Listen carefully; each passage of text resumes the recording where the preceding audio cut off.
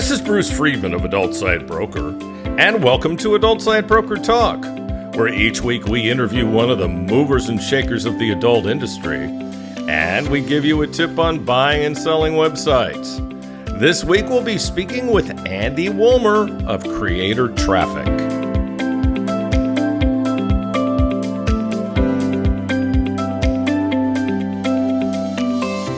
At Adult Site Broker, we've doubled our affiliate payouts on ASB Cash.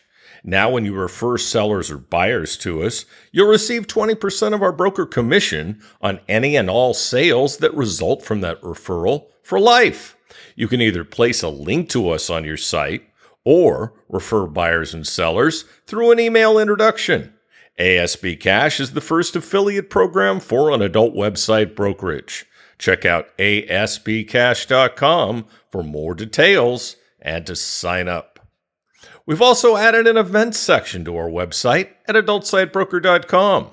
Now you can get information on B2B events on our website, as well as special discounts reserved for our clients.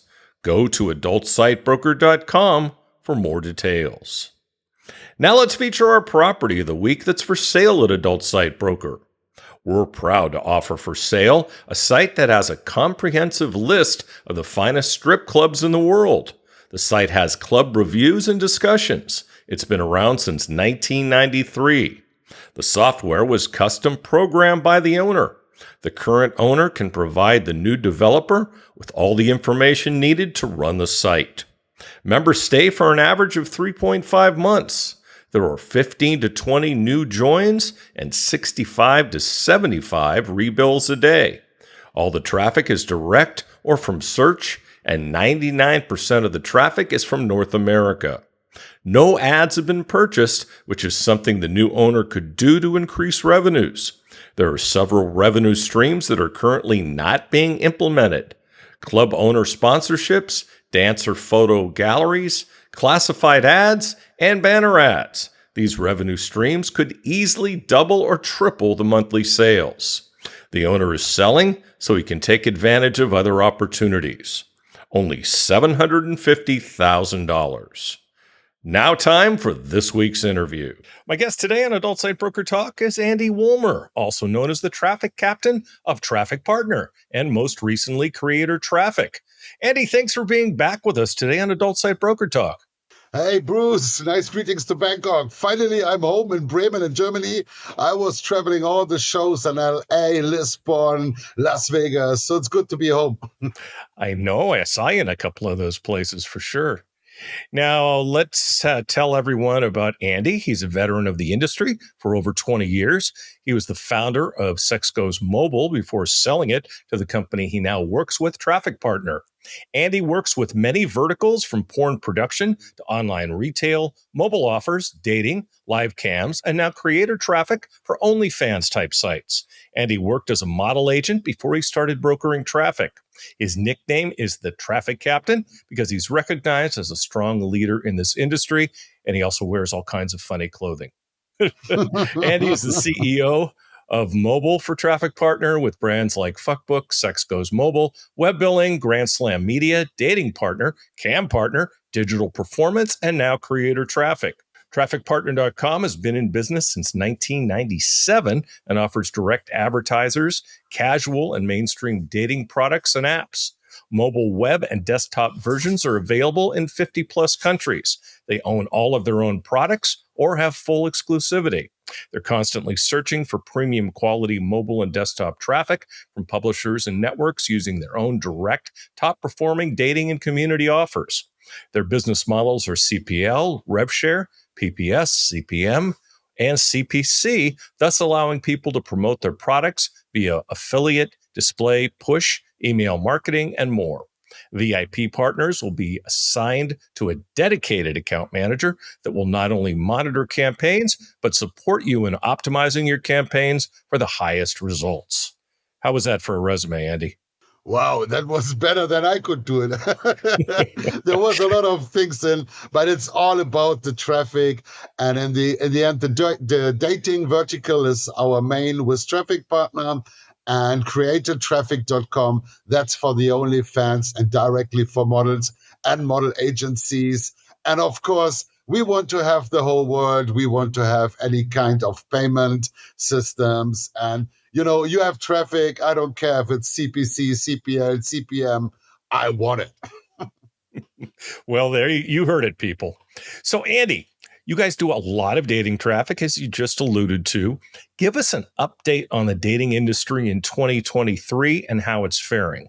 Well, the dating industry is something that was there since the beginning, and it will be always because there's so many new young people coming up. They also want to go in the dating area, and especially with the COVID pandemic, it was like all the clubs were closed, all the restaurants were closed. So a lot of people were sitting at home and had no chance to go out to find their partners. So they used the dating apps and chatting a lot. And that makes a lot of money for a lot of people in the dating industry.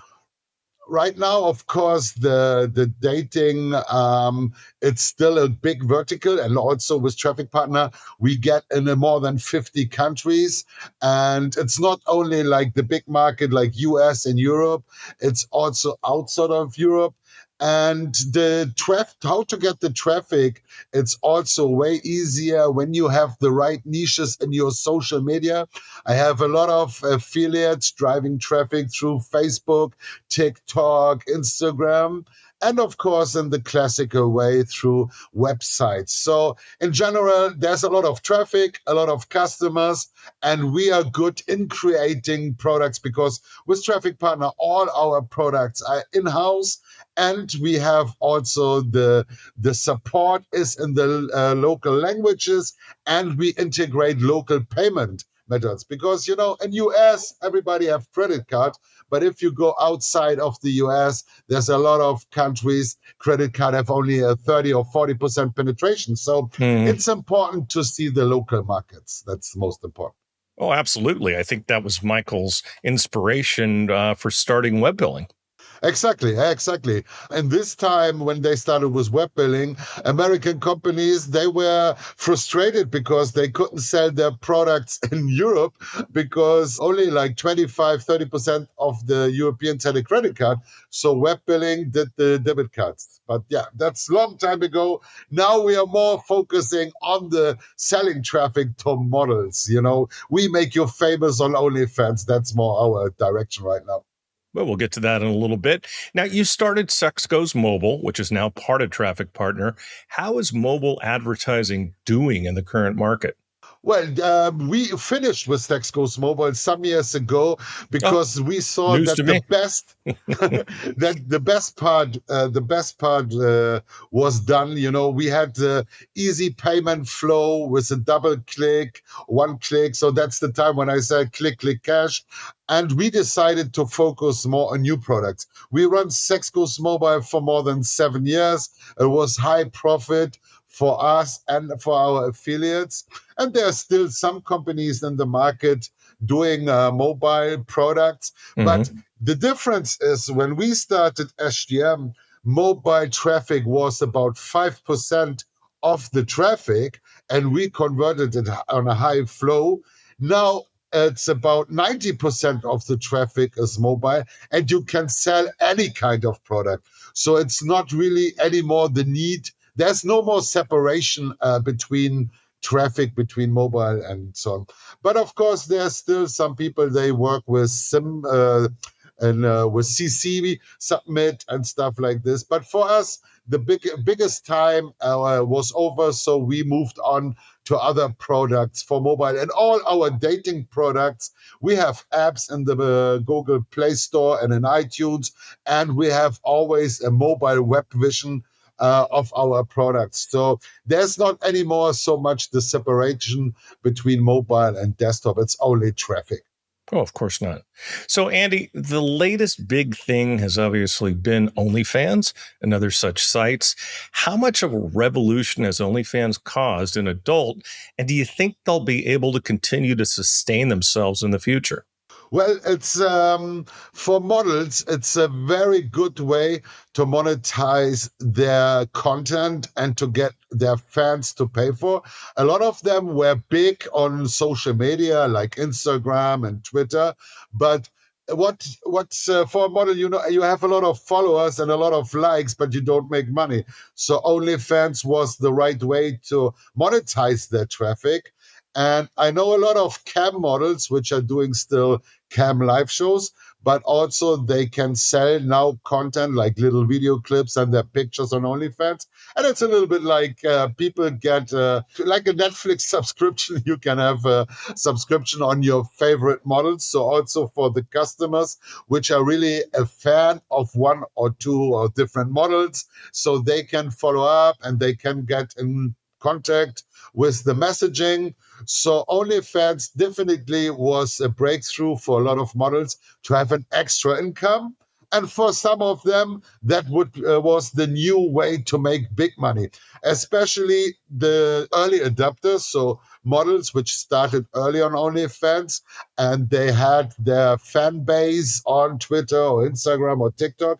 They drove a lot of traffic to the OnlyFans.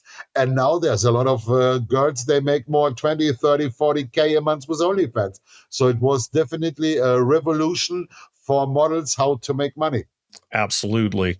And you have quite the history with models, right? Yeah, it was in my beginning in '99. We had a lot of adult movie productions in Germany and Eastern Europe. So there was the time that I was bringing up new models, but not only to have them for one or two clips. I tried to make them stars. So in Germany, I was quite successful. I was working with Kelly Trump and then Denise LaBouche, and I brought also some French models up to the European market. So, yeah, make a model famous. In my time, when I was in this, it was mostly over TV. Because then, when the Venus show in Berlin was up, we did interviews with big German TV stations, and the reach of this was phenomenal.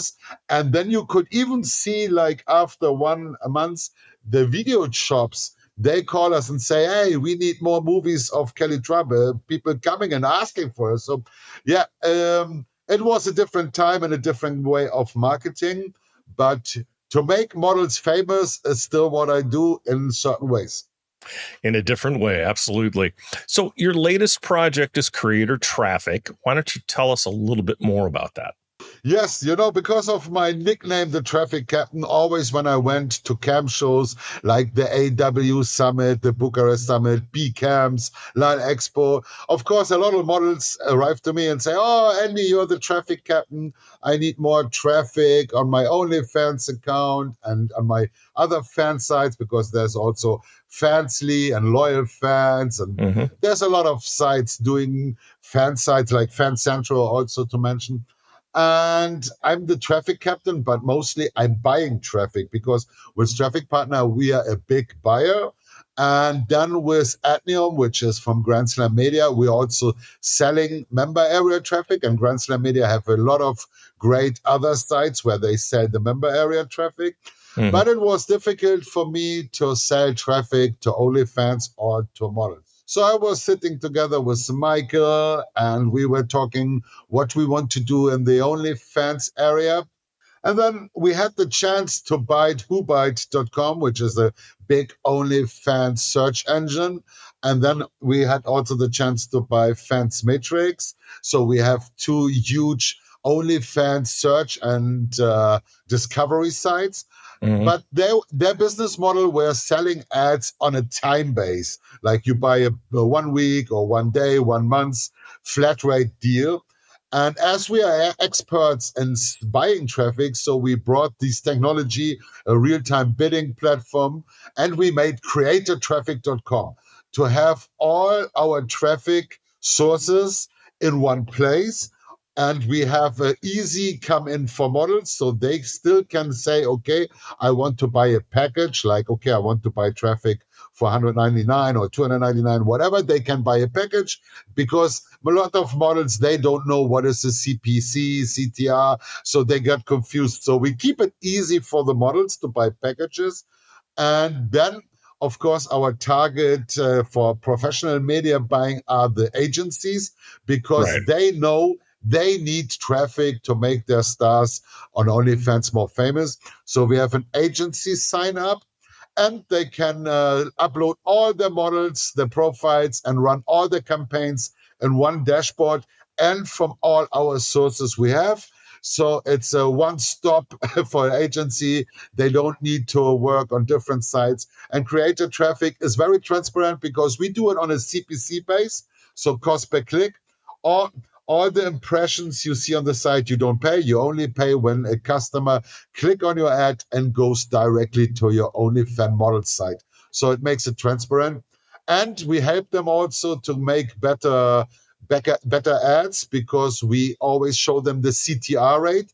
So if you have pictures of a model that people don't like so much, you will see a lower CTR than on pictures which are beautiful. So yeah, it's transparent, it's easy to use, and it's successful because I see that all agency come back. That's the best sign that a product is working. Absolutely. So, how important is it for creators to have a way to buy affordable traffic for their OnlyFans pages? Well, there's a lot of models when they're already big and they have a lot of followers on Twitter and on Instagram, and they can drive traffic from these huge social media to their OnlyFans. They have one source of traffic because it's their own social media traffic. In many cases, models don't have these huge social media accounts, especially for all the new models starting, or perhaps they have like 5,000 or 10,000 followers on their social media, but it's not enough to make it profitable on OnlyFans. So then there's places on Telegram where you can buy followers, guaranteed followers, or all this stuff, but there's a lot of fraud and you never know. You buy a package for 200 new subscribers and then you get 200 subscribers, but they're all bots or no spenders, or like from Bangladesh or India, you get a lot of followers, but you don't make sales. And we, with creator traffic, we keep it on a professional way because all the traffic that we have from our search engines are high quality because yeah, like OnlyFans don't have a search function. So when people go to Google and they put in a keyword from countries, we have a lot of keywords like OnlyFans Brazil, Hmm. OnlyFans Germany, OnlyFans Thailand, whatever.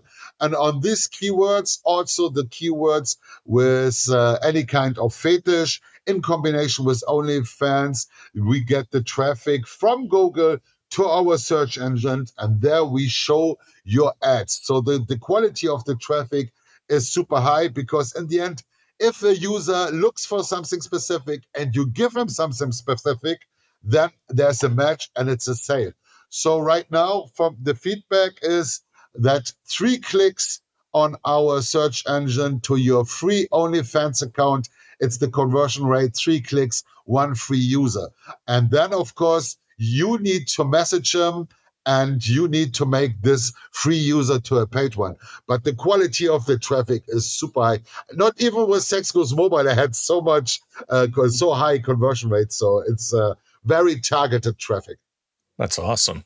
So, how else is creator traffic different from your competitors? Right now, there is not really competitors. There's a lot of places where you can buy traffic, but no one is so specific on the OnlyFans area. I And see. we are the only one that is transparent on CPC basis, and you can do A/B/C test. So there's some other sites where you can buy traffic, but they're not so OnlyFans related. Or you have places where it's still time based or whatever. We are the only, I would say, we are the only professional place right now in the market concentrated on OnlyFans traffic with a high quality. Okay. So, how fast is OnlyFans traffic growing and where do you see it going in the future? Well, it's we started the product on 28th of December, so it's a little bit more than three and a half months now, and I see already that we have many agencies from around the world signing up. We have a lot Hmm. of models. The traffic right now, the bidding is going up. So we started with the CPC of 30 cents. Now we're already on 40 cents. It's a high competitive market and people want to buy the traffic. Now we are working on different filters to make the matching even better. So in the future, we will have, in the soon future, we have whitelisting and blacklisting for keywords. And we are also thinking about geo-targeting, which have then the influence that some countries, the traffic from some countries will be more expensive, some others will be more cheap. But the most important for me right now is to have the keywords. If somebody is looking for a blonde girl, we want to show ads for blonde girls and so on and so on. Oh, yeah, absolutely. The other part is finding more traffic sources with high quality traffic. So we are building right now our own search engine where we put all the technology and all the filtering together that we have. So like the best of the best. Of course, this site, the name is Model Searcher, will need time in development and of course in time in SEO, but we are working on this. And then we will allow several other quality sites to monetize their traffic on creator traffic. That's what I call, I want to be the Google for models. You can buy traffic like on Google Ads, and you can send us traffic like on Google AdSense, but only if you have high quality sites for OnlyFans. That's the goal. Makes sense. How has the company's experience in the general traffic area and dating traffic in the past in mobile traffic and cam traffic, how has that helped you guys get up to speed fast with creator traffic? Well, the most important is that we have the real-time bidding, because real-time bidding is something that's a long time in the mainstream industry, but very few adult traffic broker systems have this. And of course, the first thing people say, you only do real-time bidding because you want to make more profit. And of course, real-time bidding means that when my traffic is good, the price goes up and I make more traffic. Yeah, But on the other side, it keeps the quality up because I would not put shit traffic in my system because then the CPC on a real-time bidding will go down. exactly. The other part is I make my buyers to make the best ads possible. And the better the ad is matching the profile of the model, the better they have sales. Because if it's not real-time bidding, people go lazy with their ads and they always use the same ads. And, it's very important if you have an ad for your campaign that you change it with the time because people don't click on the same ad all the time. And the competition between the different bidders, competition makes you better because you work on your product. Should. So it should. Yeah, exactly. So that's why we took the real time bidding because we want the people, they are more creative, they have the best product, they get more traffic. And of course, if you pay more traffic for your model, you will work better in converting the free sign up or the paid customers to spend more. So agencies which are good on working on their model and customer support and writing them and creating good content, they will be the winners and they will get the most traffic through our system. So it's to make people working more on their product. That's what I like on real-time bidding. And you know what, Andy? Something you mentioned really hit home. I remember the days when I was in radio back in back in the olden days, and we used to tell people you got to change your copy occasionally. You got to keep it fresh because people will not even hear it. In the case of radio, TV, not even see it. Banners, not even see it. Banner blindness is the thing. So people have to keep things fresh or it's going to stop working, right? Exactly. You need always, you see it also in the mainstream industry. Even the biggest brand, they have a campaign, they run a spot for a certain time, and then they have the next spot. And This is the same with the models, you know. Also, some pictures, as in our case, if it's a picture of a model, and if it's a picture that attract perhaps 20% of the viewers, another picture can attract another 20% of viewers because the taste is totally different of people, and a girl have different attributes. So perhaps some people prefer to see the face, some other likes more the boobs, or somebody like more the ass. Yes. Or you have also the different location. Some people like it outdoor, some people like it indoor. Then you have all the different clothing. You can have a sport outfit, you can have lingerie. So why you should always use the same picture to only get traffic and target customers from one area? So change your ads and you will reach more audience. Sure, rotate them. Absolutely. Now, there's become a lot of crossover between OnlyFans creators and cam models. Do you see cams becoming less important as time goes on? Well, camps is still live, and they have a lot of customers. They love the live show because for them it's something they feel like it's their girlfriend, you know, and Hmm. they do their video call. And especially through the COVID pandemic, a lot of cam models tell me that's not so much more about the sex, it's more about the small talk, and people will tell them their private life and their problem. And then, of course, in the end of the talk, it's always something sexy mostly. But in the beginning, it's more that people tell about their problems. And clever cam models, they know their customers well. And they ask, like, that's what I do with Cam Cash Daily, where we do a lot of coaching of models, Hmm. that we tell them, look, if you have somebody coming to you, make some notes. What's his name? Where he worked? Which country is from? What's the name of his dog? You know, Exactly. and then you always have a point to talk because most of the camp business, especially on the premium sites, is minute based. So it makes sense for you to keep a customer for time in small talk. And of course, the customer, he feels special when he comes back to a model and she say, "Hey, Andy, how are you? How was your scuba diving in Mexico?" Then the customer say, "Wow, she knows me. She remember me." That built up a customer cam model relation that brings more money in the call. And also he always come back.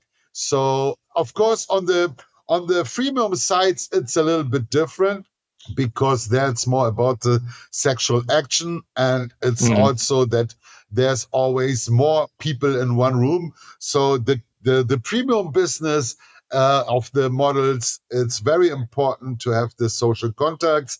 On the freemium sites, it's more about to be the most nasty girl in the room and have your fans for a specific fetish, you know. That's also. Absolutely. I've spoken to cam models before, and they tell me stories about guys who have spent tens of thousands of dollars on them, and all they want to do is talk.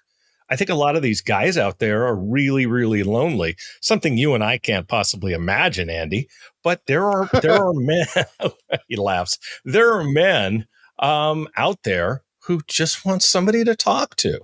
Yes, that's definitely. And our society, especially in the Western countries, people get more lonely. And if you see it in big cities, everybody is the trend to move in big cities is still there. Berlin is growing, Hamburg is growing, all the US big cities are growing. And of course, in a big city, you have your job, you have your routine. And the new generation of people, they also get more shy. For us in our age, I went out in a restaurant, in a bar, in a club, and I was freely talking to everyone. I had no problems to talk to somebody. That's you, Andy. Yeah, but it's also in my generation in general. It was more that yeah, of course, there was no internet, so we went out, and you had no problem. You had no problem to talk somebody. I've been to some of your parties, man. Those things are wild. There are a lot of people to talk to. I'll tell you, post COVID going to one of them, I was freaking because it was just wall to wall, man. Not even post COVID. It was during COVID, and it's just like, oh, Yeah. geez. Well, yeah, but it's also that the COVID pandemic, of course, it was a real problem for a lot of people with their older people and people they were sick before for something. Um, I got my vaccinations, and even before I was traveling a lot, and of course on an airplane or on a bus, and some I was wearing my mask, but I was not so afraid that I completely locked myself down. Also in Germany, there were some tough months where everything was locked down, but in January, I was still doing mostly of the stuff I'm doing. Only time I got COVID was at a show. Yeah, me too. I got it also on shows, yeah, but Yep. I had a very mild versions of it. Yeah, so did I. I got it last year at TES in Sitges, and I remember coming out to Arizona, and it's like, oh shit, here it comes. But I mean, it was like a cold. It was just a mild cold, actually. So it worked out well for me, Andy, because as you know, I go out to Arizona every year to watch baseball, and they were having a lockout, so I couldn't even go to baseball games. So hey, I just hung out, in my Airbnb. Now, there are certainly fan sites besides OnlyFans, despite the fact they're the 2,000-pound gorilla in the room. How well does Creator Traffic help creators monetize other fan sites? Well, on creator traffic, we are open. So if you want to promote your model on any kind of fan site, we will allow it, or we still do it. And I know especially Fancentro, Slushy is my girl, loyal fans, they're already doing it. And they come back to buy more because for them they promote their models, but also they get new customers because the first barrier is a lot of people have an account with OnlyFans. So when they click on an advertisement, they come to the model sites and they have already an account. So, of course, with the newer fan sites, a lot of people arrive to the landing page and they first need to open an account with the fan site. So, for fan sites which looking for new customers in general, it's a good way to promote models. So, for example, in case of Fancentro is buying directly the traffic for their models. So the models have more sales for free. And of course, they got more users. The same from loyal fans are doing and from slushies. So they are working to have a bigger customer base. So that's a way to work for them also. I take back all the bad things I've said about Stan over the years. Well, not all of them, but anyway. So we've seen a ton of new fan sites pop up on the heels of OnlyFans success. Do you think they can all survive? Um, the market is huge. Let's say the fan site market that only fans have was numbered by like $7 to $8 billion. And let's say the whole fan market can easily be 10 or $15 billion because it's not on the top, and there's always new models coming up and more fans. So you can have a fan site with that, especially when you go more on the niches. It's always like the finder of OnlyFans, he was lucky because he was on the right time and he had the right marketing because he had like big Hollywood stars or rappers, Cardi B and stuff. So they had the promotion from the mainstream, but if you see the truth, it's mostly business for adult. Sure. So for all the new sites, when they work good on their fan base and good on their model site and perhaps go on special fetish, then they will survive. But it's always a market cleans out by himself. Unsuccessful websites will go and the good one will stay. Yeah, and it always comes down to how well you market yourself. One, how good your product is, and two, how well you market yourself. And really, at this point, OnlyFans doesn't market themselves at all. I don't think they ever did. I'm not going to say they got lucky because they did a lot of things right, but their timing was so incredible with the pandemic. Yeah, and I don't know if they paid for it or how they got it, but I remember in the beginning it was especially these kind of sexy rappers like Cardi B and others. They were telling all their fans on their social media that they are now in OnlyFans and that they got special content there. And imagine if some rappers with 50 million followers on Instagram or whatever, they push your product for free, or perhaps they paid them. I'm not sure. I was not there. I wouldn't be surprised. Yeah. So that was definitely. And then, of course, the pandemic, the timing was great. And then even the news, when they said, we will ban all porn from OnlyFans, they were in every newspaper around the world. Do you think that was a publicity stunt? I, I, well, it could be an idea of myself, but I'm not sure. It was the best promotion ever. So of course they scared some they definitely they got some models. They also opened an account with other fan sites to be prepared. But in general, especially for all the customers, they were like, oh, they want to ban it, or let's go fast and see all the content. If the whole world talks about you, it's a good marketing. There's no two ways about it. And they might have had a lot of some very short term financial pain, but look at the long term gain from that. Definitely, definitely. So, Andy, you've always attended a lot of events. How nice is it, both personally and for business, to have them running again? Well, it's a huge difference. I was on a lot of the virtual shows that were happening, the XBiz and Webmaster Access and others made, and why not? They made all these virtual shows.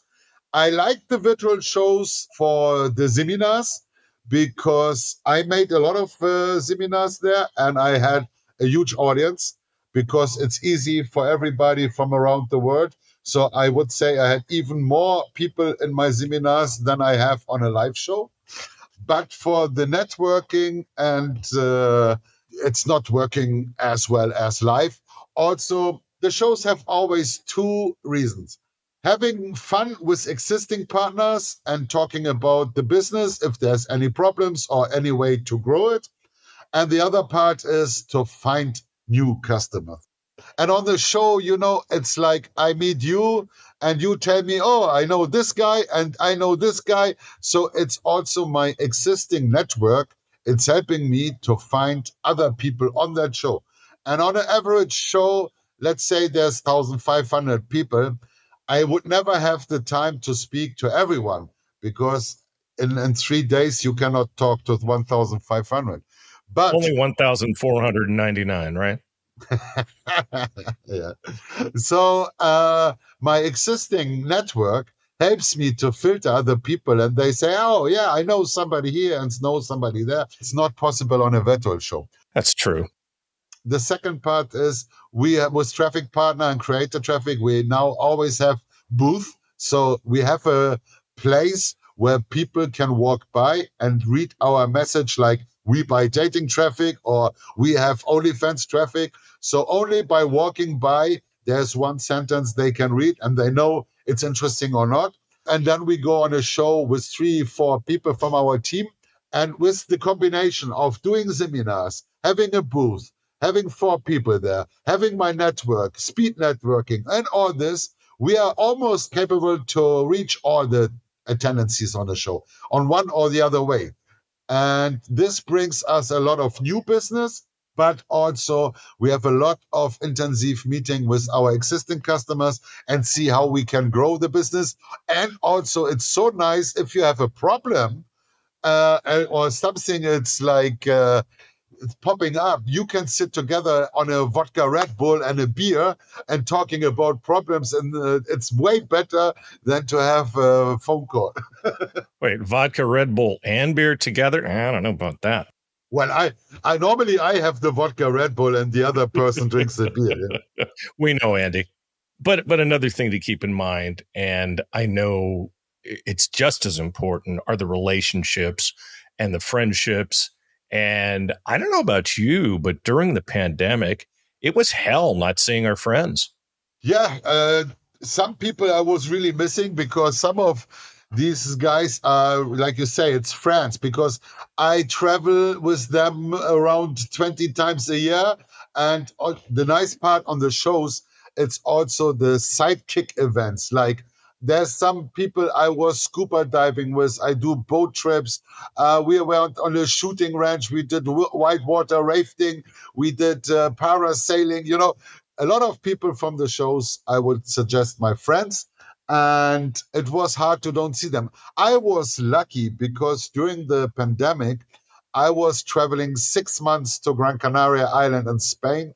I was almost 3 months in Curacao, so I was still traveling and was visiting other friends of me. And the first year I saw my mother on Gran Canaria Island for like 6 months, and in the years before I was working a lot, I was seeing her like 3, 4 times a year only for a weekend or something like this. So, like everything in life, things have advantages and disadvantages. And I was lucky, I was still traveling. And I started also working on my health. I know. You've lost a lot of weight. Yeah, not only that I lost weight, I also get more fit. I do a lot of more swimming and scuba diving again, and then less party because on the shows, it's like my doctors say don't drink so much alcohol. And I say yeah, but I have 25 shows, so it's 75 days a year. I drink for working. Yeah, I understand. I understand. I mean, I look at the adult industry as my family, and yeah, it was so phenomenal to get back to that. And it did give a lot of people a chance like yourself to maybe not necessarily travel. You were one of the brave ones, but to just kind of get a chance to smell the roses a little bit, you know? Yeah. And that's very rare, and you don't get that chance again. So you see what it did for nature, but you saw more birds. There were less cars and everything. It was a pretty amazing thing. So you just spoke about diving. You're an avid diver. You were even out here in Thailand after the Bangkok show diving. How did you get into diving, and how have you improved since you started out? Well, my first diving license I made 96 in Venezuela. I was working in a hotel and there was a dive shop. And always when I brought them some customers, the dive master there, he told me, make your license. You can come with us for free as long you bring tourists. So that's what I was doing all the time when we had people in the hotel. I asked them, you want to go scuba diving? I brought them to the dive shop and I could dive for free. So in the 96 to 98, I did a lot of diving in Venezuela, Mhm. but I never made a progress in my license. I was an open water diver and that was enough for me. Then later I was traveling a lot and I did a lot of scuba diving, but I was never thinking about a license to go higher in the license because for me to dive with open water till 20 meters was always good. But then later on the Philippines, there's a lot of shipwrecks and they are a little bit deeper, like 30 or 40 meters. So I met my advanced diver and my nitrox air diver license. Then later in Curacao, well, during the Corona, I had time, so I made my rescue diver license, and I have a license for caves, for wrecks, and all these licenses. There's a lot of license you can do.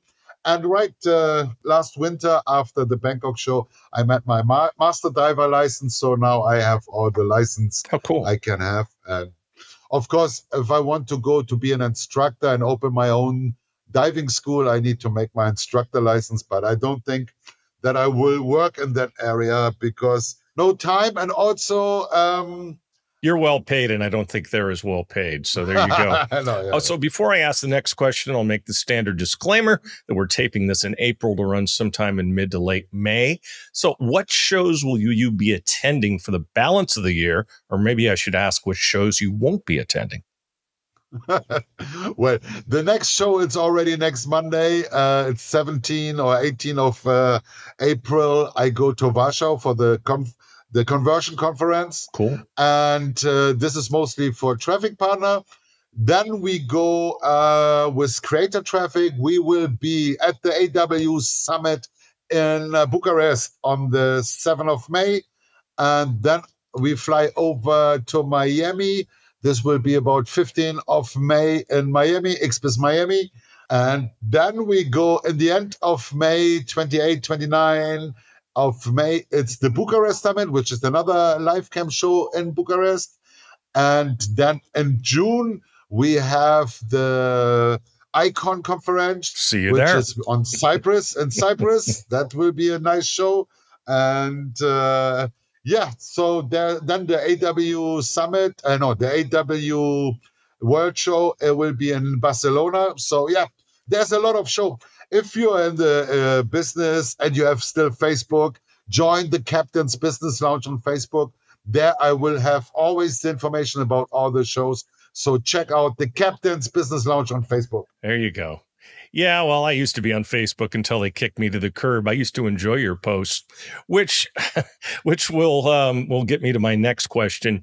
I'll also say something. You're probably the best marketer of any B2B person I know, either inside or outside the industry. You're constantly on social media. You've obviously had a lot of success with it.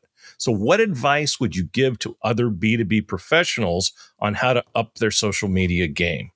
Well, first thing is keep it real, make it like you are. Don't try to copy anybody else.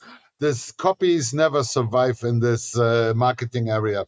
Also, sometimes when I do my videos, I have my style with the captain and I always look for nice location and I include my personal life. When I'm on a vacation in Mexico, I have pictures and right now for creator traffic, I made pictures with my creator traffic t-shirt in front of the Chichen Itza pyramid.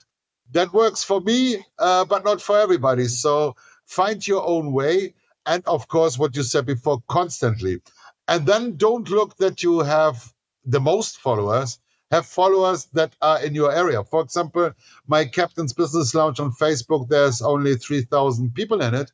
But this 3,000 people, they're all handpicked. Everybody who wants to join this group have to be approved by myself. And they're all professionals in some way of the online marketing or online business in general. I don't care if it's adult or mainstream, but if you're not proven in this industry, I will not accept you as a new member. So Makes sense. don't look like other groups. They have 50,000 followers. You post something and you get 2 likes, I love your videos. I mean, and like you said, you keep it real. It's you. It's really you, Andy. That's your personality. Very exuberant, very outgoing, and always very happy. I think that's fantastic. And a lot of it has to do with your leisure activities like diving, which is pretty fun to follow. Maybe I'll get back on Facebook someday if they let me back. Yeah, you can try. The videos are all also on my YouTube channel, There the you go. TrafficCaptain on YouTube. You can see them there. And on Instagram, I'm still Andy Wullmer because this is not so much my work. It's more like a travel guide. Work and my life, it's one thing, I love my job. I love to be a CMO. I love to travel. I love the shows. And if I see a microphone, I want to grab it. I know you do, my friend. And Andy, it's always a pleasure to have you on the podcast. And I'd like to thank you for being back with us again today on Adult Side Broker Talk. And I hope we'll get a chance to do this again soon. My broker tip today is part 7 of what to do to make your site more valuable for when you decide to sell it later. Last week, we talked about trademarking your site and ways to make it unique. Next, when you decide to sell your website, make sure you have the following information available for potential buyers: detailed information about your company, your website, and any other aspects of your operation the potential buyers may want to find out about. This should include, for a pay site, a detailed inventory of your content, number of images, and number of videos. How much of it is exclusive and how much is non-exclusive? Financial information for at least the last 3 years, if your company is that old. This should include sales reports, profit and loss statements, and billing reports. Get all of the information organized in a legible format that a good broker can use to sell your property. If you decide to sell it yourself, organize a list of potential buyers and start the process of contacting them. Be realistic about what your company is worth. In today's market, the kiss of death is overpricing your property. Is there anything a potential buyer needs to know, such as, are you being sued? Do you have any substantial debts, etc.? Don't let these things be a surprise to the potential buyer. They'll either find out before the sale and not buy, or they'll find out after the sale and you'll have another lawsuit on your hands. Disclose everything. We'll talk about this subject more next week. And next week we'll be speaking with Claude Lai of X10 Revenue. And that's it for this week's Adult Site Broker Talk. I'd once again like to thank my guest, Andy Wullmer. Talk to you again next week on Adult Site Broker Talk. I'm Bruce Friedman.